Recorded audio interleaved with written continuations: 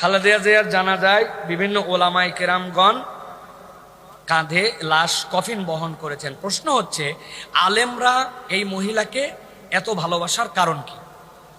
প্রিয় ভাইয়েরা, আমরা দেখেছি যে আমাদের বাংলাদেশের 3 বারের প্রধানমন্ত্রী ছিলেন, মুসলিম বিশ্বের দ্বিতীয় মহিলা প্রধানমন্ত্রী হিসেবে যিনি নির্বাচিত হয়েছিলেন, তিনি মারা গেছেন এবং তার জানাজায় প্রচুর মানুষজন গেছেন, ওলামায়ে কেরামগণ গিয়েছেন এবং তার প্রতি একটা সর্বজন ভালোবাসা তাদের প্রতি ছিল।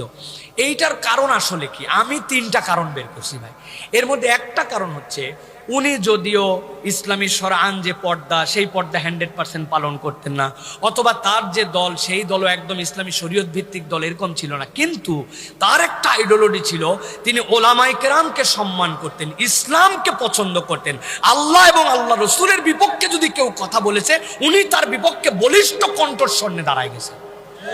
শাহবাগে যখন ফ্যাসিস্টরা বিভিন্ন ধরনের আন্দোলন শুরু করলো, আল্লাহ নবীকে নিয়ে কটূক্তি করে যখন এমন বাজে কথা যেটা মুখ দিয়ে উচ্চারণ করতে পারবেন না, খাবা বাবা, অমুক বাবা যখন এই কাজ করেছে, এরপরে যখন কে বা কাহারা তাকে হত্যা করেছে, তখন তার পক্ষ নিয়ে কেউ কেউ বলেছিল তিনি নাকি দ্বিতীয় স্বাধীনতার প্রথম শহীদ। যে আল্লাহ রসুলের বিপক্ষে কথা বলে, তার অন্যায়ভাবে হত্যা হলে বিচার আমরা চাইতে পারি, কিন্তু তাকে আপনি শহীদ বলতেছেন, আল্লাহ নিয়ে নবী নিয়ে বাজে কথা বলে।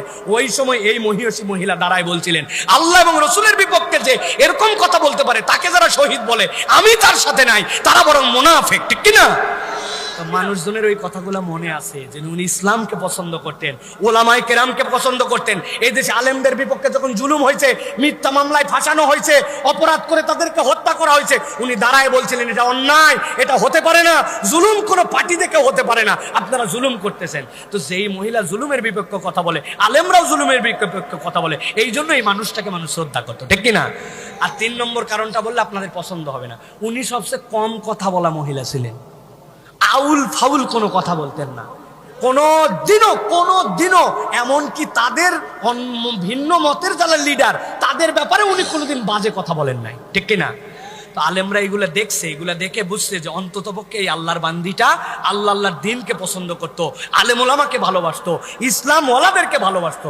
তো যারা ইসলাম ওয়ালাকে ভালোবাসে, আলেমরা তো তাকে ভালোবাসবে, ঠিক কিনা? সব ভালোবাসা উপর থেকে হয় না, দিল থেকে না আসলে যাওয়া যায় না। মানুষ 5 কিলোমিটার হাঁটে যায়, 3 ঘন্টা দাঁড়ায় থাকে, ওর বাপের জানাজার জন্য তো যায় না, ঠিক কিনা? এইগুলো সব দলের লোক না, পার্টির লোক না, এগুলো ভালোবাসার লোক গেছে। এই জন্য আলেম ওলামা এখানে গেছেন, তার জন্য দোয়া করছেন। আর ইমানদারের তেমনি নৈতিক দায়িত্বই, কোনো মানুষ যদি মারা যায়, মুমিনের পরিচয় থাকে, তাহলে তার জন্য দোয়া করবে, সুযোগ থাকলে শরীক হবে, এটা তো ইমানদারদের দায়িত্ব। সুতরাং আলেমরা সুযোগ পাইছে, চলে গেছে, আলহামদুলিল্লাহ। আর কয়জনের এই কপাল হয় আলেমের কাঁধে তার লাশটা ওঠা, ঠিক না ভাই? আল্লাহ যেন তাকে মাফ করে দেন।